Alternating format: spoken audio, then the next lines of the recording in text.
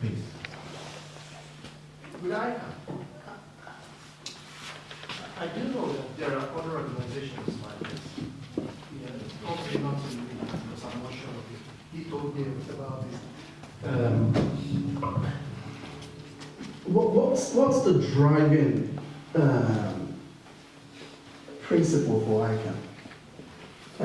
Because I do feel, and I've heard there are other Igbo associations or groups. Why is this different, or why should they come and join this instead of us having 4, 5, 6 different speech units? What's the thing about ICAM?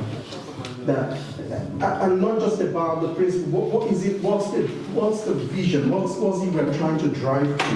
Because if I'm going to speak to a friend or to a family, I'll be saying to them that this is what ICAM will do for them as individuals and their families. For instance, I want my girls to be able to learn Igbo language. It is difficult to learn it out there in the school. It can only be learned at home, but sometimes I want them to learn actual formal. And those sort of things going to help parents that are here. What else is ICAM about? And how is it different from every other speech unit associations in the area? Okay, it's a good point. I'll be brief on this because you have an agenda, but you have a very good point. A lot of us have been in ICAM for a while and know that ICAM started off as a welfare organization. Where we're here and we're here to support each other. So, unity, support, and friendship is our motto as such. But it goes beyond that, because then you have to ask yourself, what is welfare?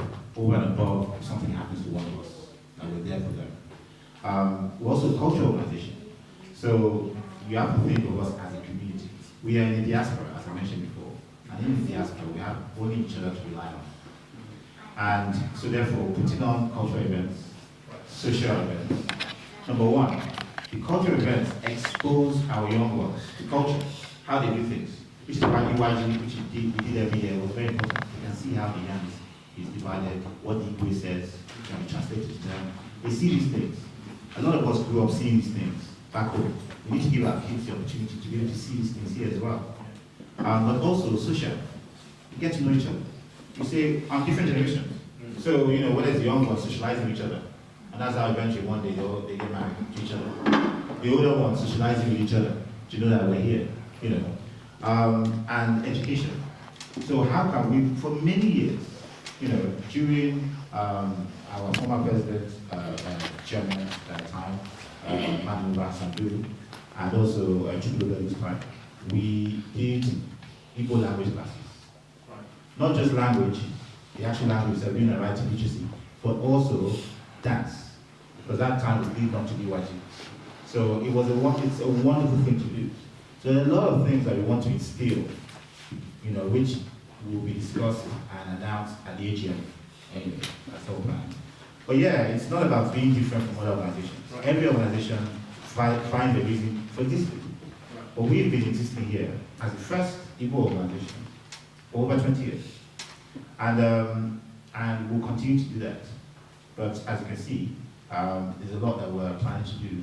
And it's not just about, like JFK said, John F. Kennedy, it's not just about what, your country or what your organization can do for you, for your family, or what you and your family can do for the organization. If everyone is doing something, then that's how we grow. But it's a good question. Thank you. Right, so back to the committee. Would anyone like to join the committee?